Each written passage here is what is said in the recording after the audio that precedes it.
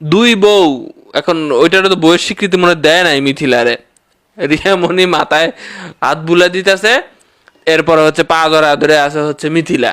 ওরে ভাই রে ভাই, এটা ভালোবাসা না, এটা নিজেকে বাঁচানোর চেষ্টা। রিয়ামনির কোলে হিরো আলম, এই যে দরদ দেখাচ্ছে, এই দরদে আপনি আপনি আসছে না।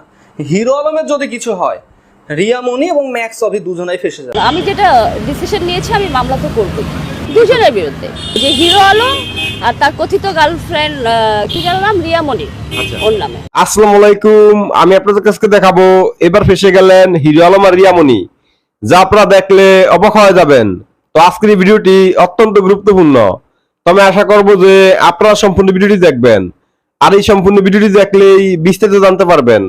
আর এই ভিডিওটি দেখানোর আগে আপনাদের কাছে আমার ছোট্ট একটি রিকোয়েস্ট, আপনারা যদি আমার চ্যানেলে নতুন হয়ে থাকেন তাহলে নিত্য নতুন আপডেট নিউজ সবার আগে পেতে আমার এই চ্যানেলটি সাবস্ক্রাইব করে আমার সাথেই থাকুন।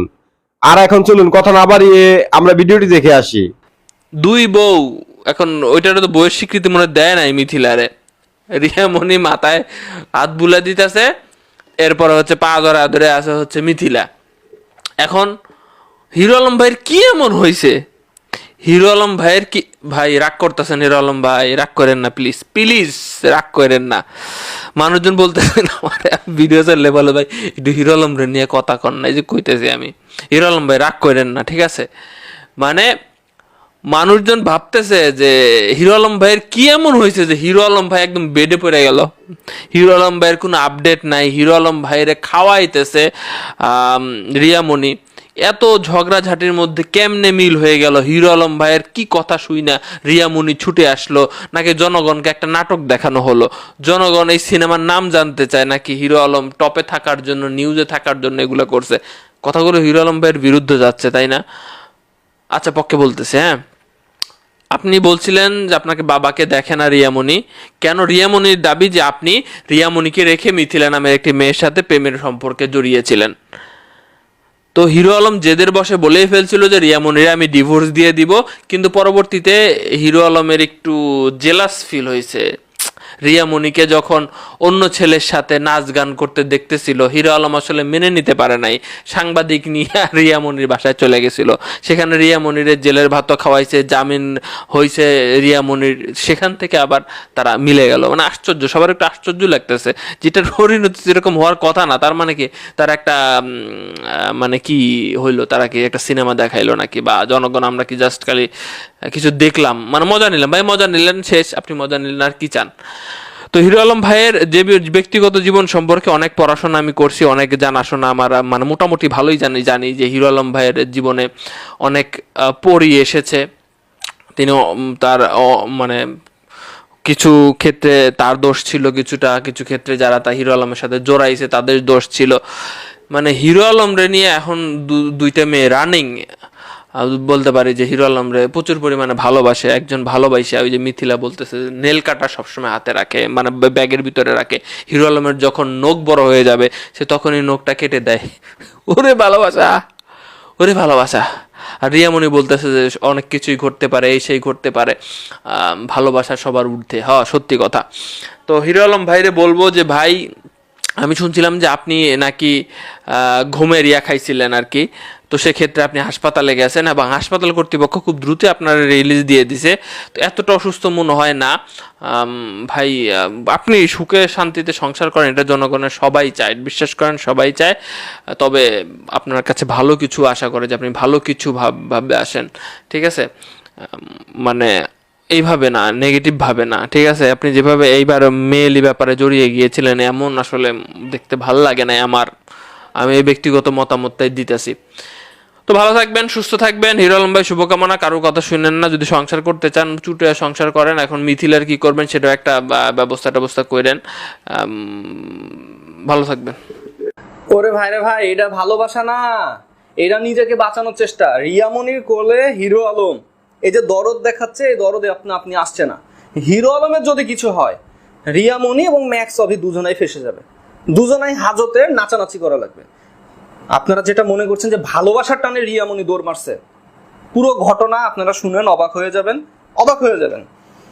হিরো আলম বন্ধুর বাড়িতে নিজেকে শেষ করে দেওয়ার জন্য ঘুমের ওষুধ খেয়েছে অতিরিক্ত পরিমাণে, গতকালকের ঘটনা। সে কেন ঘুমের ওষুধ খেয়েছে? গোটা দেশের মানুষ জানে হিরো আলমকে ছেড়ে রিয়ামণি চলে গেছে ম্যাক্স অভির কাছে।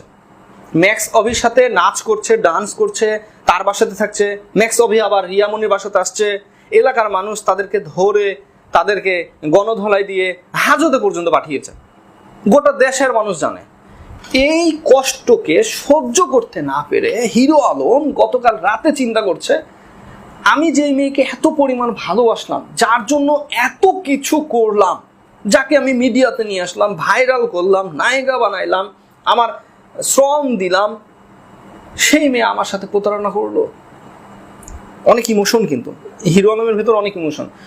আসলে এই ধরনের যারা গ্রামের ছেলে আছে তারা এতটাই ইমোশনাল হয় যে বউ যদি আঘাত করে ছেলেটা নিজেকে পাগল বানিয়ে ফেলে, বা আমার আর কিচ্ছু নাই, আমার সব শেষ, আমি শেষ হয়ে যাব। গার্লফ্রেন্ডের প্রতারণায় পড়েও অনেক ছেলে এরকম পাগলামি করে। ঠিক হিরো আলমের ব্যাপারটা ঠিক তাই, ইমোশনাল তো অনেক ইমোশন ভেতরে, যে আমার সাথে রিয়ামণি এমন করলো, গোটা দেশের মানুষ আমাকে নিয়ে হাসাহাসি করছে, আমার আর এই জীবন রেখে আমার লাভ নাই, আমি নিজেকে শেষ করে দিব। হ্যাঁ, এবার বন্ধুর বাড়িতে গেছে, বন্ধুর বাড়িতে যায় সেখানে অতিরিক্ত পরিমাণে ঘুমের ওষুধ খাইছে। অতিরিক্ত পরিমাণে ঘুমের ওষুধ খেয়ে সে তো অসুস্থ, অচেতন, অজ্ঞান, উঠে দাঁড়ানোর মতো শক্তি নাই, তার সেন্স নাই। বন্ধু তখন অ্যাম্বুলেন্সে করে তাকে হসপিটালে নিয়ে আসছে বগুড়ায়। আর এর মাঝখানে চারিদিকে ছড়িয়ে পড়েছে নিউজ, ফোন।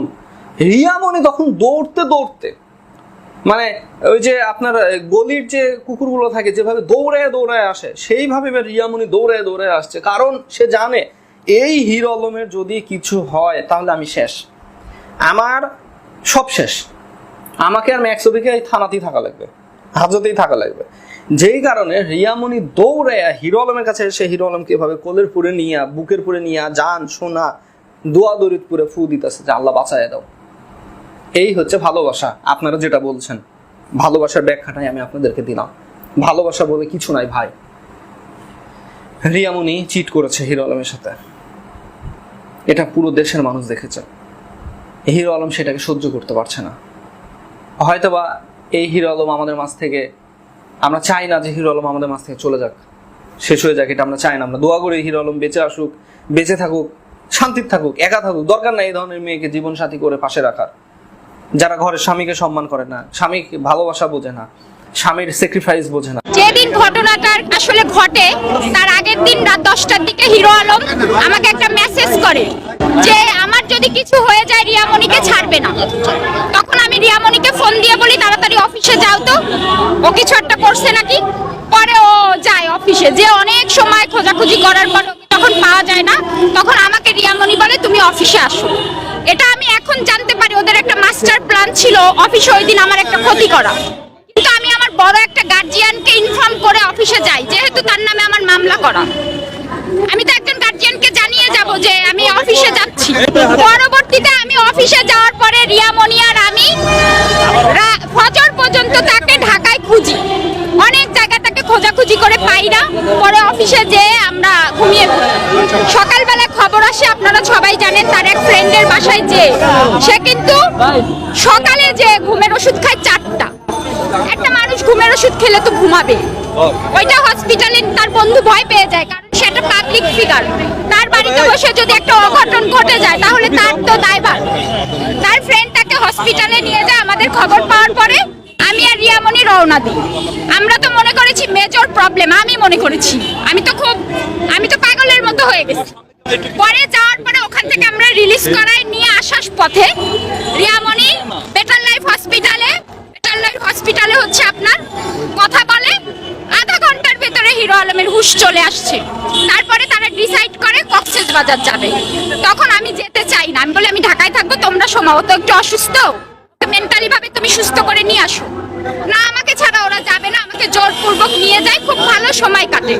আমি আগে আপনাদের ইন্টারভিউতে বলেছিলাম যে পেছনে আমাকে ভালোবাসা যাবে না, সামনে ভালোবাসতে হবে। রিয়ামণি কিছু কিছু ভিডিও নেয় আমার, এই তুই যা আলমের কাছে বয়, এইভাবে কিছু ভিডিও নেয়, আপনাদেরকে দেখাবে। তারপরে ওই যে আপনাদের যে কথা বলছিলাম আগের ইন্টারভিউতে, ওইটা বারবার আলমকে দেখায় আমার মারধর করে। এক পর্যায়ে মারের চোটে আমি সেন্সলেস হয়ে পড়ি। তখন ওনার অ্যাসিস্ট্যান্ট সেলিম আমাকে ওদের রুমে নিয়ে যে বলে এই স্টাম্পে সই দিবি, মামলা উঠাতে হবে ভাইয়ের নামে, তুই স্টাম্পে সই দিবি, না হলে তোর এখন ইজ্জত নষ্ট করে দেবো। তখন আমি একটা স্টাম্পে সই করে দিই।